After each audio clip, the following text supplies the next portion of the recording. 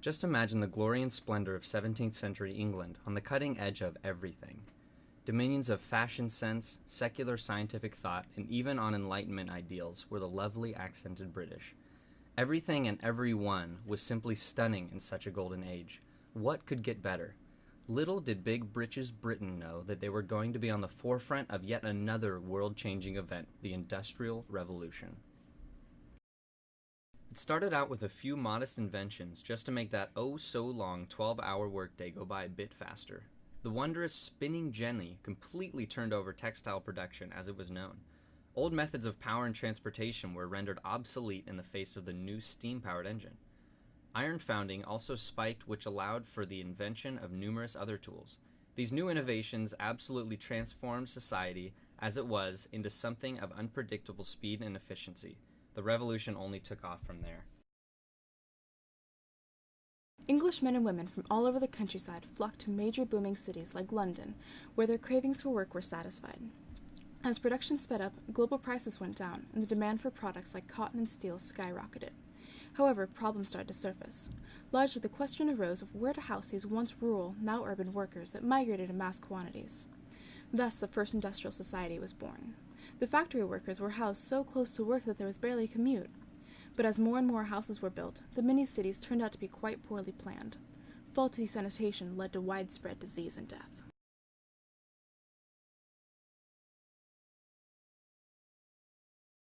As more and more money came in, it began to corrupt every company and exploit its workers by not providing healthy working conditions and reducing the working class to levels of extreme subordination. This directly affected the entire laboring class, while the aristocratic landowners reveled in their newfound wealth. This physical and social stratification was authoritative largely on account of the emergence of capitalism, the new monetary system that allowed the rich to become rich and the poor to become poorer. However, another emerging class that was neither poor nor rich buffered the two polar opposite classes. This so-called middle class benefited from the wealth of the rich by obtaining jobs, such as doctors or lawyers, to cater to the wealthy, and through these jobs were able to separate themselves from the poor.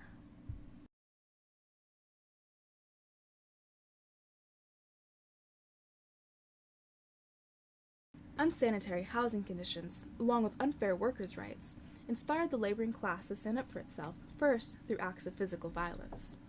When that didn't work, the exploited laboring class began to adhere to a new form of political ideology, Marxism. In theory, this regime would create a political system where each citizen would earn his wages according to his work, not according to his status in society. English Marxism didn't work because of the emerging middle class, which pacified much of the movement. The laboring class sought to reform through Parliament, and eventually amendments were made. All in all, England decided to keep its capitalist nation, which was still at the forefront of industrialization, prospering greatly from its booming export economy. The Industrial Revolution also caught on in the United States. However, in the States, the revolution took a slightly different turn of events than the rise of factories in England.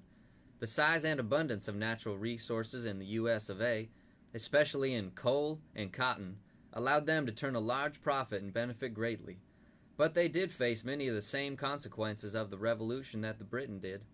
Their capitalist economy allowed the factory owners to prosper, and the economic gap to widen, which made the stratification of classes become largely apparent. As opposed to the political turmoil that ran in England, the United States had no major party align itself to advocate for workers' rights, nor did socialism catch on. To combat poor working conditions, grassroots movements and unions were formed to fight for their right outside of the political and economic dishevelment. Through this fight, capitalism withheld and kept the U.S. as a strong, prosperous nation. At the time that Russia caught wind of a new movement, it was basically a new nation, coming out of corrupted authority and social revolt. Both the people and the state sought change, and finally, at the end of the 19th century, Russia began to industrialize as a way to reform a broken nation. It took off by building railroads, which certainly helped to unify the large country physically and economically. By 1900, it was already number 4 in the world in most productions, but especially in steel.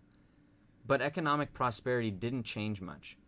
The nation still lacked political unity, and Russia was no exception to the trend of less than favorable working conditions. The difference here was that there was no constructive outlet for grievances. So, industrial Russia erupted in strike.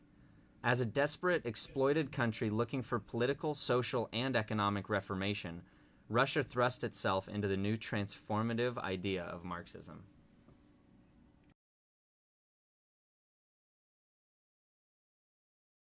Latin America did its best to try to join the carnival of industrial fun, but its story is quite a bit more dead-ended. From the get-go, Latin American society was set up to fail in the industrial competition. It came into the very costly movement with barely any money and with the whole land in political havoc. The focus was turned more toward each country's political revolution and efforts to promote an import-export economy. In this, it did quite well, thanks to its globally demanded commodities, such as tin and oil. But what Latin America implemented more than industrial reformation was a strong effort to be like Europe in social aspects. The export-based economy benefited the elites, who were mostly of European descent, and left the native population in the rural areas to fend for itself. Latin America was left in more starkly stratified social shambles, of which the only solution would be political revolution.